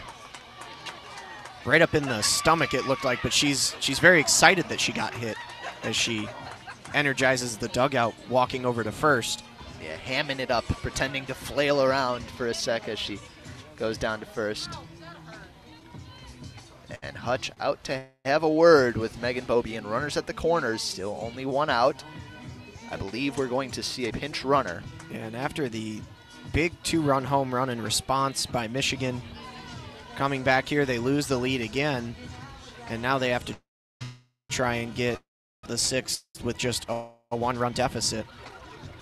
The Carolina players doing some pretty good dancing actually right now. They roll on top of each other. I don't know, it's pretty impressive. It's hard to describe, but good moves. And Goodman streaks down the Carolina dugout, getting high fives from all of the players on that top step. So pinch running at first base will be Haley Cole, a junior infielder, as Berlin De La Mora steps into the righty batter's box. De La Mora's got the single in the walk, and trying to keep her off the base paths for the first time tonight is Beaubien. First pitch called strike, throw down to second, is cut off by Faith Canfield as the runner goes and takes on defensive indifference. The Wolverines opting to avoid letting that run score from third at all costs. And that might be a smart play. I'm not sure if that's kind of a design where Canfield cuts it off in the event that maybe the runner at third thinks, oh man, the ball's going to second, I can try and go home. The 0-1 misses high for ball one. I mean, you got to catch a real overzealous runner to have not seen that play a million times throughout their career playing competitive softball. 1-1 the count. Beaubien winds. The pitch to De La Mora, curveball, called strike on the inside corner. Good fastball right there. Inside edge. The count now 1-2 on Berlin De La Mora. The righty hitting .273 on the season. That single she hit was to the right center field wall. Plenty of pop. Bat nearly parallel to the ground. The 1-2. Rise ball misses high, and the count even now at 2-2 with runners at second and third. One out here in the bottom of the fifth inning. North Carolina a 4-3 lead. Delamore near the back of that righty batter's box. The 2-2 swing and a foul tip. It goes off the ground and I think hit the bottom of Alexander's right leg. Yeah. Shaking it off. Delamore just got a piece of that one. They're going to clean up the ball, get Bobie in one there. That looked real close to a strikeout. Just got a piece of it. She tells her outfielders that there's one out, just making sure they know. Might as well. Bobie and Wines, another 2-2. Inside, and it hits Delamora. Just got away from her ever so slightly, and Delamora happy to wear that one, getting out of a disadvantageous count. And now the bases are juiced. Similar spot to where Cole got hit right inside on the chest. The base didn't really plunk her, just kind of scraped across the body. Yep, bases loaded, one out. Michigan down a run. Kirsten Lycia, the righty, stands toward the back of the box. Open stance, line drive, center field, deep, and that ball is out of here. It is a grand slam home run for Kirsten Lycia. It got out of here in the blink of an eye, and the North Carolina Tar Heels have blown this game open in front of their home crowd. Well, we saw Megan Beaubien come into this game in the bottom of the inning here to start it off thinking Storako was getting hit pretty well. Maybe give Beaubien some new looks, and man, this is one of the rougher goes of it that I've seen for Megan Beaubien. A pitch up in the zone, and the freshman Lycia was all over it. An 8-3 lead now for the Tar Heels here in the bottom of the 5th inning. And the Wolverines still not out of the inning.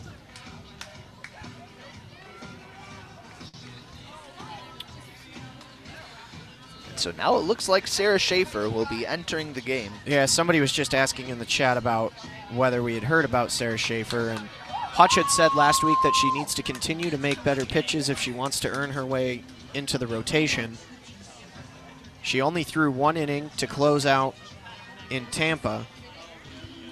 A little bit of a heady inning, but an inning nonetheless. And now down 5 runs. Number 18, Sarah Schaefer. The bases are empty with 1 out. Well, it'll be hard to do much worse than Megan Beaubien did. Far from her usually stellar self. Far from the stellar self that she was in that Louisville game. 1/3 of an inning, all 5 runs were earned. Well, we did see in the first game of the day, keep in mind, a 5-run deficit eliminated. Ouch for the Wolverines, but Schaefer's going to have to come in and she's going to need to get some outs here. The lineup she will face will be the 7 and 8 hitters. Here with 1 out in the Tar Heel lineup. Boy. Megan Dre followed by Abby Saddlemeyer. Just a big come down from that Lexi Blair 2-run home run in the top of the inning, and thinking, man, right back in this one. And yeah. Well, these Tar Heels hitters have been pretty Very locked good. in. Yeah. I mean, we saw this kind of in the scores from last weekend coming into this game. They are capable. They are a very good team. They got several votes this week to be ranked in the top 25. Northwestern had a few more than North Carolina, but I mean, with the way that they're both performing, it looks like they may both be able to creep there before you know it. Yeah, they've handled their business and then some. So time called while I imagine we're waiting for TV to get ready. TV is ready. Again, radio's ready. Radio was born ready.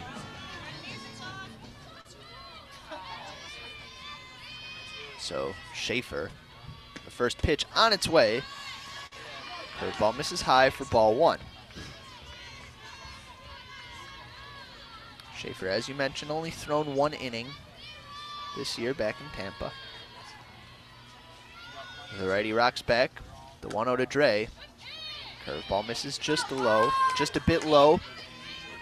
Yeah, you could hear, maybe picked up on the Nat mic, a couple yells of good pitch there from the infield, and it really was. It was well located inside, just barely missing. Dre's got a walk and a sacrifice in the 2nd and 4th. Lifts the bat off her shoulder. The 2-0, swinging a jam shot. Slow roller over to second. Canfield fields a quick hop, flips to first for the second out of the inning. That'll bring up Settlemeyer, who, as you know, is homered to right field in her only at-bat in this game. Yep, 2-run home run back in the fourth. Big lopsided frames for Carolina. 2 in the bottom of the fourth, 5 so far here in the bottom of the fifth. Schaefer winds, first pitch. Settlemeyer squares to bunt, pulls back, and it's a high breaking ball that never dropped into the zone. The count 1-0. Michigan could use a lopsided frame of their own if they can get out of the bottom here. One more out. Schaefer back onto the rubber, rocks back. The 1-0 to Settlemeyer. Takes. Her ball misses low and away for ball 2.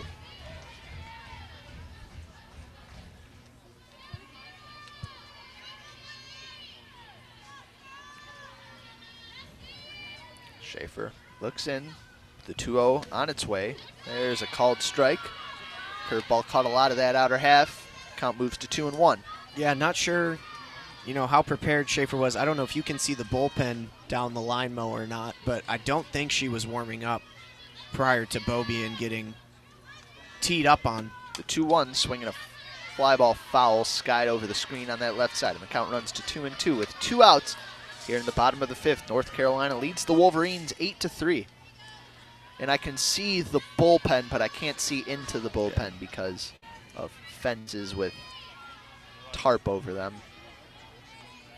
The 2-2 to Settlemeyer, swinging a chopper back up the middle, snagged by Schaefer, using the full extent of her frame to reach up, pull that in, and flip over to first for the final out of the inning. So an uneventful couple of outs for Sarah Schaefer, but that comes after Megan Beaubien was greeted by a hungry Tar Heel lineup. They tally 5-4, coming on a grand slam from Kirsten Lycia, and lead Michigan 8-3 heading into the top of the sixth. You're listening to Michigan softball coverage on WCBN Sports and the Michigan Student Softball Radio Network. Looking for a big lopsided inning. Again, Morris, we used to talk back in the day about winning innings, and it seemed like it was maybe going to go Michigan's way here. They both put up 1 run in the second. Carolina winning the 4th inning with a 2-run home run. Michigan did not score in the top, and then Michigan coming back and having a 2-run home run of their own off the bat of Lexi Blair in the top of the 5th. But boy, did Carolina come back and win that inning with the big 5 spot. And how? So Brittany Pickett's still out there. She's been pretty rock solid aside from the dinger she served up to Lexi Blair. Yeah. 5 innings, 4 hits, 3 runs, 2 earned, 1 walk, 2 strikeouts. The hitters shoot Alexander, followed by Haley Hoganrod and Taylor Bump. The Wolverines going to need either a couple crooked numbers or 1 very crooked number to knot things up over these next 2 innings. Top of the 6th. And it all comes 1 bat at a time. No singular swing for the fences is going to get them back in this game. So just continue to play the game that you know you can play. Poke the ball around the yard. Leading off in the top of the 6th, number 17, Katie Alexander. This North Carolina defense has not made a lot of mistakes today. They've got 4, 5, and 6 coming up. It's a good place to start. Pickett looks into the dugout, checks her armband. First pitch to Alexander, swing and a ground ball to third, fielded by Delamora. Routine throw to first for the first out in the top of the 6th. The Wolverines, 5 outs left. Yeah, 1 pitch, 1 out. Now batting, number 32. That'll bring up Haley Hoganrod. Hoganrod 0 for 2 in the game today. Pickett's line looking really good with the exception of the 2-run home run. She's only given up 4 hits. She's got a couple of strikeouts. First pitch to Hoganrod, she takes, and it's a riser that misses high for ball 1. I've been wanting to make a Pickett's charge joke at some point, but just hasn't set itself The moment hasn't struck you. Hopefully I'll get there. The 1-0 to Hoganrod, misses low and away. Count now 2-0 on the Michigan right fielder. Hoganrod, a junior, hitting .316 on the season. Had an RBI double last game. The 2-0 swing and a tapper foul. On the left side, Hutch Fields flips to the third baseman, De La Mora, who in turn underhands it back to the circle to Pickett. Hutch standing just a couple steps away from the Michigan dugout, down that dirt track that's cut off by grass before fair territory. The 2-1 on its way, swinging a hard grounder over to short, fielded on 2 hops cleanly by Settlemeyer. She fires to first, and Haley Hoganrod is retired for the second out here in the top of the 6th. Yep, just a couple of ground balls here, and it looks like Hutch is going to go with a pinch hit here. It'll be Abby Skvars. The lefty has played some catcher in her time here at Michigan. Sees a fair bit of run as a pinch hitter. She will be hitting instead of Taylor Bump. Bump has one of Michigan's 4 hits today. That was a comebacker that was knocked down by Pickett, but she couldn't quite make the play. Now batting number 5, Abby Skvars. So Skvars the lefty. 1 foot, her left foot in the box, her right foot out as she stares down Pickett. Wheeling the bat around, and Pickett calls time. Steps off the rubber, toes around some dirt. The umpire, Chris Tahanika, points to home plate. Getting the players into action, and the first pitch is taken high for ball 1 by Skvars. Abby 0 for 2 on the season so far. The infield and outfield back up the middle. In at the corners, slightly off the line. The 1-0 ricochets, glances off of Skvars and into the glove of the catcher, Dre. So Skvars down to first base with a hit by pitch. Yeah, that one just barely scraping by her, I guess. No visible sign that she got hit. And she was about ready to step back into the batter's box. The very edge of that softball nicked a fiber on her jersey. And it looks like Chelman's going to come in to pinch run for Skvars. That'd be Grace Chelman, the freshman. On first base, number 2, Natalie Grace Peters at the plate. Chelman. 0 for 1, grounded out to first and walked in her 2 Now plate batting appearances. Number 11, Natalie Peters. Seems to be seeing the ball pretty well today. The shortstop, Settlemeyer, shaded up the middle. Delamora in at third, swinging a foul high off the screen on the left side by the lefty, Natalie Peters. Taps her spikes with the bat in her right hand. Taking some practice hacks as Pickett stares into the dugout.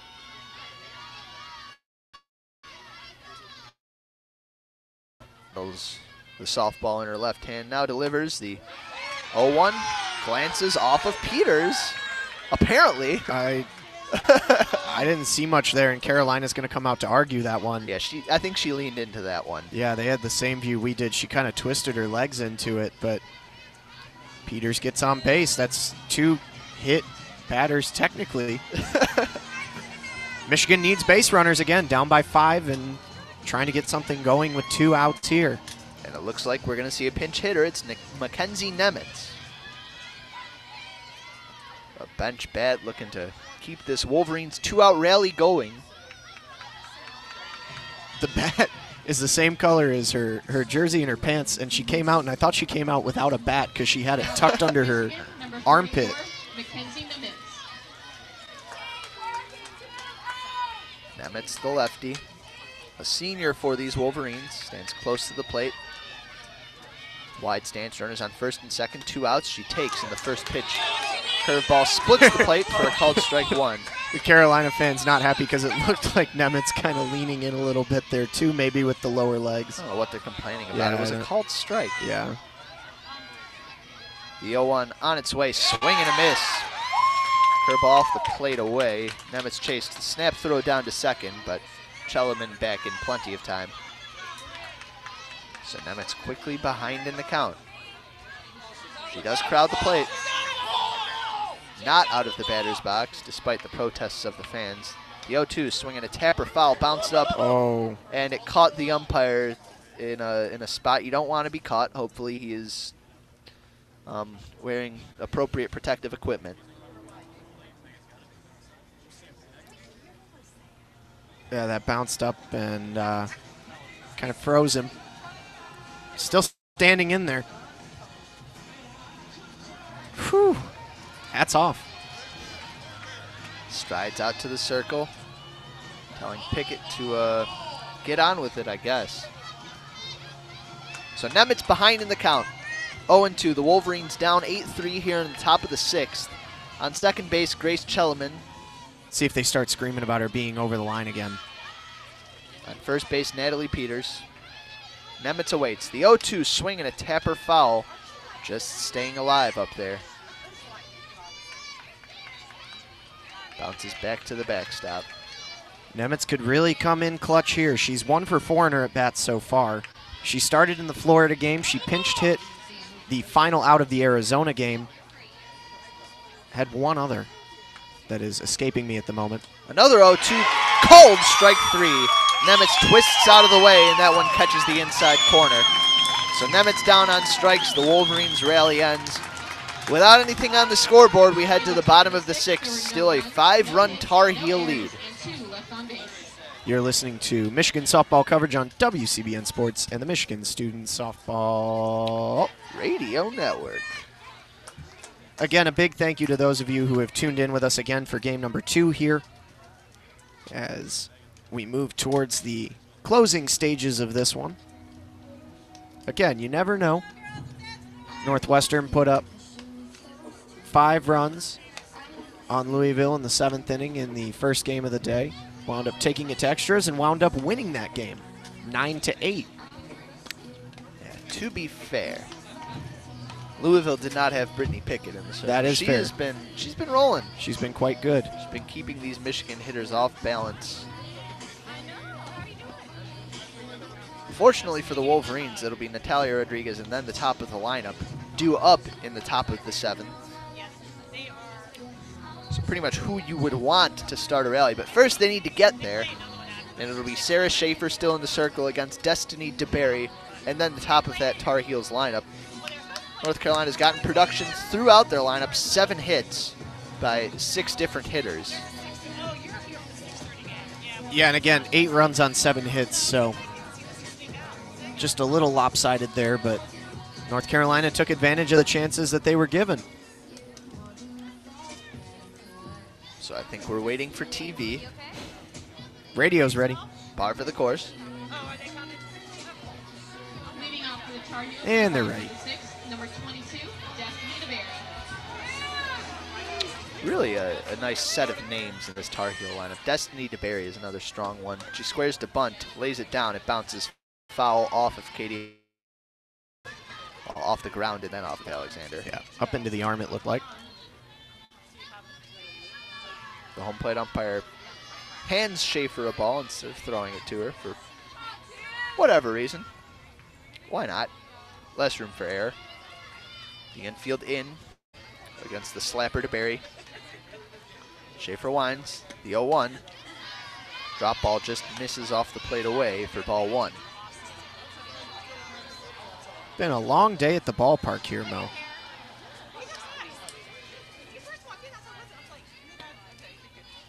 DeBerry back in the box. 1-1 the count. Pitch on the way from Schaefer. She bunts, lays it down, picked up in foul ground by Katie Alexander. And the count moves to 1-2. Probably lucky. There was a lot of speed going down the line there for DeBerry. By the time Katie was about ready to make that throw down to first, didn't look like it was going to be in time. So the infield still in on the slapper. The bunt not much of a possibility with 2 strikes. Schaefer winds, the 1-2. Drop ball misses in the dirt. Picked by Alexander, the count moves to 2-2. The outfield, several steps in. Peters shaded toward left center. The wind has totally died here as it is now nighttime in Chapel Hill. The 2-2 yet again, swinging a tapper foul off the shin pad of home plate umpire Chris Tahanika. It bounces up and toward the backstop. Was a drop ball that hung up in the zone from Sarah Schaefer, but DeBerry couldn't square it up.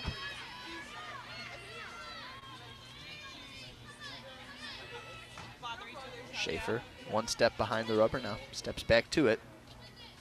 Winds the 2-2 on its way, swinging a slow roller toward the right side, fielded on the short hop by Canfield, flipped to first. For the out, retiring the speedy DeBerry for the first out here in the bottom of the 6th. So the top of the lineup due back up for the Tar Heels. The danger zone in their order. Yep. Leah Murray, a single in her last plate appearance. See if Schaefer has better luck here. She winds, pitch on the way, curveball just misses off the plate away for ball 1. Murray singled in her last at bat in the 5th. Had a strikeout looking in the 2nd and a fly out to Lexi Blair in the left in the 1st. 1-0 the count. Schaefer back on the rubber, winds, delivers. Changeup in a beauty, called strike at the knees, outer half. Peters shaded toward left center, still in center field against the lefty Murray. Average down to 500 on the season. 1-1 the count. The pitch on the way. Squares to bunt, pulls back, curveball, called strike. Catches the outer half anyway, belt high. Yep. The count now 1-2 on Leah Murray, the superstar leadoff hitter for these Tar Heels. Schaefer rocks back. The 1-2 on its way, spins one, and it didn't make it to home plate, down in the dirt. It bounces for ball 2. Bump draws patterns in the dirt with her cleats over at first base. Now readies. The 2-2 pitch on its way, swinging a 2-hopper over toward short. Rodriguez fields, fires to first. No room for hesitation there, and she gets Murray by a half step. Yep. So the Wolverines infield doing their jobs. Yep. Now batting number 8, Kiani Ramsey. As up to the plate steps Kiani Ramsey. Ramsey had a double in the last at bat in the 5th. Also a fly out and a single.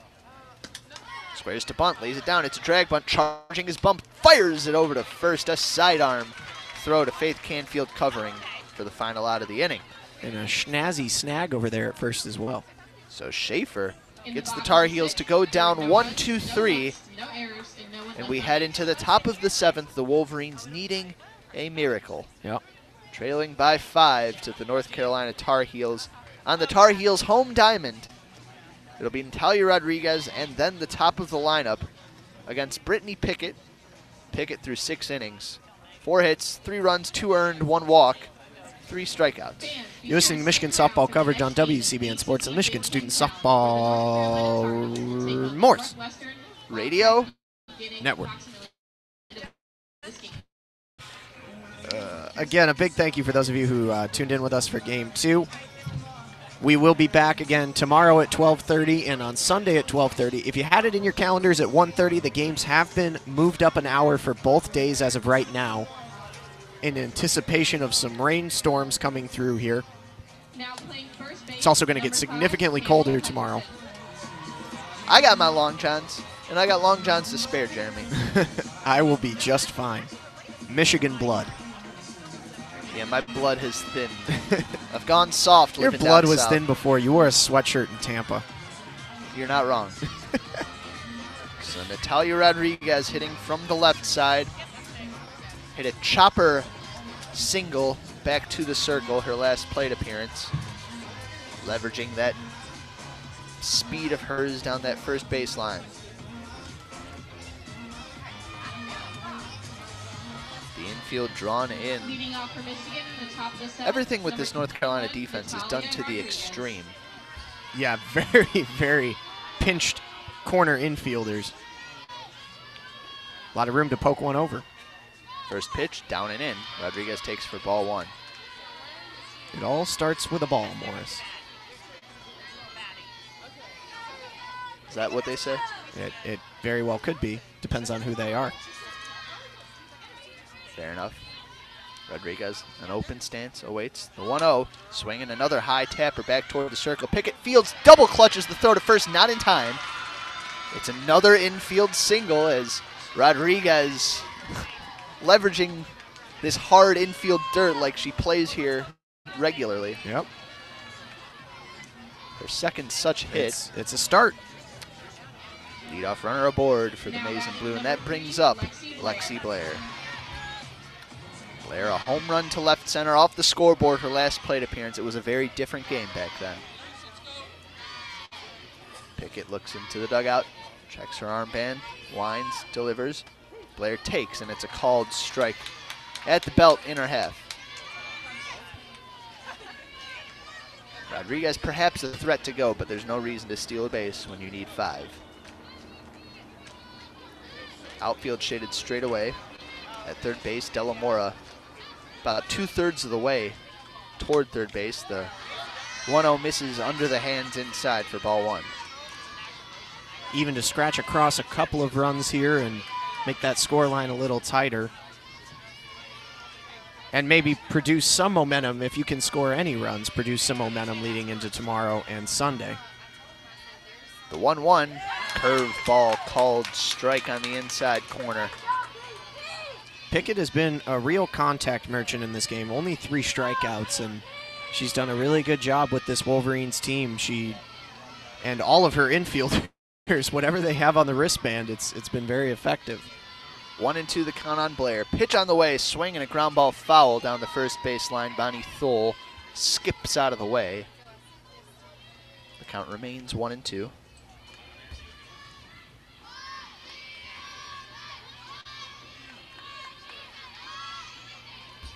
The Carolina blue type on that outfield wall standing out from the dark blue background. There's a foot next to the 200 sign down the left field line. I'm not sure what that. Oh, it's probably a Tar Heel. Yep. The 1-2, swinging a line drive foul off of the protective wall railing in front of the UNC dugout. Yeah, God, I must be an idiot to not recognize what a Tar Heel looks like. Maybe I just have internalized like a disparaging attitude toward this school. The 1-2 again just misses off the plate inside. That's a hard take for Blair there. That's a real good pitch from Pickett. Not sure what she could have done if she had swung, though. Yeah, Pickett put that right where she wanted to. Would have jammed her in on the hands and probably resulted in a little doinker right back to Pickett. So now the count 2-2 on Lexi Blair. Pickett winds, pitch on the way, swinging a pop-up, left side. That one could be trouble, and it falls foul. Delamora tracking back. The shortstop Settlemeyer ranging over. Lexi not quitting. Destiny DeBerry ranging in, and it fell between them all, but unfortunately for the Wolverines. About a 1.5 foot foul. Little jam shot in off the hands after that home run to left, not letting those arms. Another 2-2 swing and a fly ball shallow center. Ranging out to make the catch is the second baseman Liam Murray in shallow right center for the first out of the inning. Again, at 6 feet tall, really long strides to get out to the shallow outfield grass to make the grab. Number 24, Morgan Overitis. And with 1 out, that brings up Morgan Overitis. The lefty 0 for 3 in this game. First pitch from Pickett, swinging a ground ball, hit hard but foul down the right field line. Overitis followed by Canfield, Alexander, and Hoganrod, all hitless in this one for the Wolverines. Rodriguez and Blair, 2 for 3 and 2 for 4 respectively. Aside from them, Bump with the only other hit. The count 0-1 on Overitis. The pitch on the way, swinging a pop-up down the left field line. Foul ground, but ranging over to make the catch is Abby Settlemeyer, the shortstop. And the Wolverines, 1 out remaining. A lot of work to do to tie this one up as Faith Canfield strides to the dish. Crazier things have happened, but Number 25, Faith name Canfield. one crazier thing that's happened, Jeremy. I don't know. No room for error. They'll have another shot at this team if they can't do it. The first pitch to Canfield sails high for ball 1. Yeah, Pickett's just locked in. Got to tip your cap. She has thrown a heck of a game. And it's really just that one crooked box in the bottom of the fifth. The 1-0.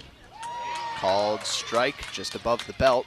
Caught a lot of the plate. The count moves to 1-1. The Tar Heels offense. The Bats woke up in front of their home crowd.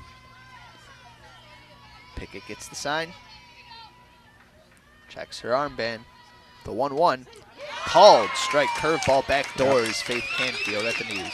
Yep, that's a good pitch. Again, yeah, so much credit to Brittany Pickett in this game. She has been excellent. The count moves to 1-2 on the Wolverines' number 3 hitter. The righty Canfield awaits. The 1-2 pitch gets away from Pickett. Bounces a couple times, and Rodriguez goes down to second on the wild pitch, as it also got by Dre. A runner in scoring position. Down 8-3 with that ball also barely, being down to the final strike. That ball barely made it out of the circle in the air. Yep. So Canfield steps back in. Pickett gets the sign, checks her armband. The 2-2 misses high for ball 3. And if Michigan can draw out some at-bats here and get a few more base runners and have a few more things fall their way, they're still alive. there's chances. Barely breathing. That old Duncan Shake song. The payoff pitch, swinging a foul. I think Canfield hit that one off her thigh. I am barely breathing. I can't find the air. You know that one? I don't think I know that one. No, that was No, pretty. sing That more. was, that was like a. That was like early 2000s, late 90s. I can't remember. He was a big one-hit wonder guy. Was this one of the one hits? That was the one hit. I see. Payoff pitch misses outside. Canfield down to first with a walk. There's base runner. 2 base runners. 1 in Two scoring on. position 2 on, 2 outs. with a big bopper coming to the plate. I don't know why Katie Alexander had her shin guards on when she was warming up. That's Like, if she doesn't come to the plate, she's not going out there to catch. Maybe she's just used to warming up with her shin guards on. Good point. But anyway, she takes them off. She is going to hit. Number 17, Katie Alexander. Maybe she was worried that Michigan lost right there. Hutch was going to have the pitchers throw an extra bullpen or something. I Is don't that a thing people do? Maybe. I don't think it is. Maybe unorthodox. I don't know what orthodox is, though. Infield and outfield deep against the catcher, Alexander. The first pitch from Pickett she takes. It's a curveball called strike, belt high, outer half. All down to the Celine Slugger here again with yet another final out. Alexander 0 for 2 with a hit by pitch. The 0-1. She takes, and it's another din on that outer half from Brittany Pickett. Yeah, that one rose up maybe just a little bit too as it came across the plate. Reduce its temptation factor. 0-2 on Alexander. Pickett winds. Pitch on the way. Swinging a line drive. Looping shallow left center. And a diving catch from the center fielder, Kiani Ramsey. A fitting conclusion to this one as the North Carolina Tar Heels have defeated the Michigan Wolverines. A sterling defensive play by the Tar Heels center fielder. And another ranked opponent taken down by the Tar Heels. 8-3 your final score. Yeah, heck of a game from Pickett. Their bats, like, not only did they have that 5-run tally with the home run by Kirsten Lycia, but aside from that, they had 4 other runs to go along with it. Yep, they And hit that would have well. been enough to win them the game anyway.